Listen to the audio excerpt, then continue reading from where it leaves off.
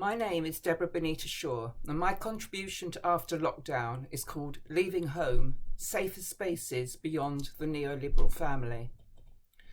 And it addresses the increase in domestic violence during the pandemic. It offers suggestions for a new conceptual approach which might help us to develop strategies for both understanding and addressing intimate partner violence as we emerge from lockdown. My reference point and case study is a project by one of my final year photography students called All Pigs Have the Same Face. The student completed her study while locked down and trapped with her abuser and their children. It was completed in secret because her communications were monitored by her abuser. So aside from the fear of violence, she was dealing with enclosure in the domestic space, which extended into and curtailed her activities in the online space that the rest of us had turned to not always successfully, but at least in a spirit of hope, continue our lives. Karen's imagery is chilling. Pig as a term of abuse tends to reduce a person to their animal body, to deprive them of personality. Shouted loudly within the hearing of others, it intends to brand the accused as uncivilized, as displaying a lack of social constraint or exhibiting behaviour that provokes disgust. In Karen's series of stage scenarios, the pig mask effectively challenges the notion of the safe domestic space by intimating the possibility of invasion by the chaos of the uncivilized.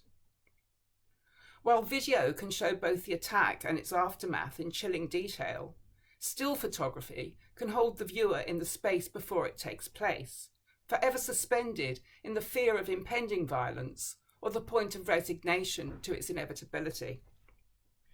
Karen's title, All Pigs Have the Same Face, was borrowed from a remark made by a fellow abuse survivor, referring to the predictable regularity with which the same words and phrases are uttered by male abusers. These phrases, intended to demean, threaten and provoke, come from a place of threatened masculinity, and with startling uniformity refer to an imputed failure to perform a femininity adequate to maintaining the demarcations of gender. The correct performance of gender, then, is being equated with the preservation of a particular social structure, but also, crucially, of the circumscribed space of the family as represented in the mundane and recognisable domestic spaces that Karen's imagery equates with a perpetual threat.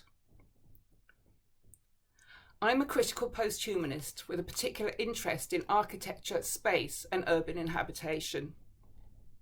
In my most recent book, Post-Human Urbanism, I've considered the exclusion of diverse others that must take place in order to protect and control a particular idea of what passes for human, and crucially, how this is marked by the way that urban space is both constructed and understood.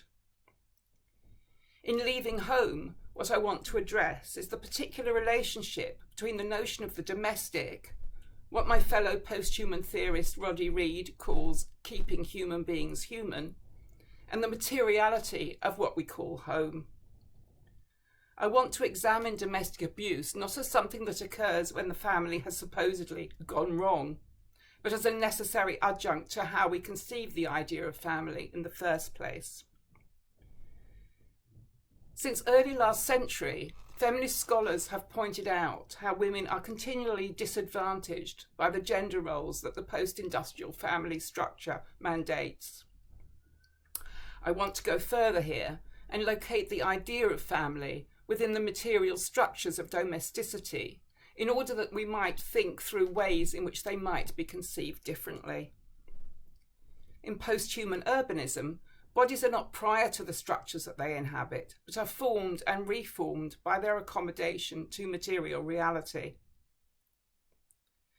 The current British Prime Minister seems to think that the future after lockdown will be secured by a frantic effort to shore up both the economy and our fractured sociality by building, building and more building.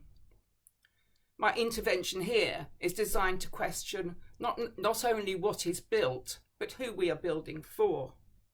who is privileged in the design of social spaces that we take for granted, and most importantly, how we can challenge the race, class and gendered ideas that have, for a large part of our history, determined what we are persuaded to accept as making home.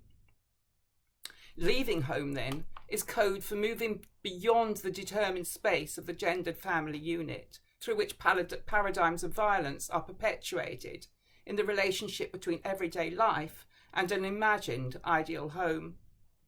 I want to see if deconstructing the boundaries of the human can challenge us to construct a new imaginary beyond the neoliberal family and the spaces in which it is performed. I would like to thank Karen Bulger for granting me permission to use her images, and Angie Voela and Darren Ellis for inviting me to contribute to After Lockdown.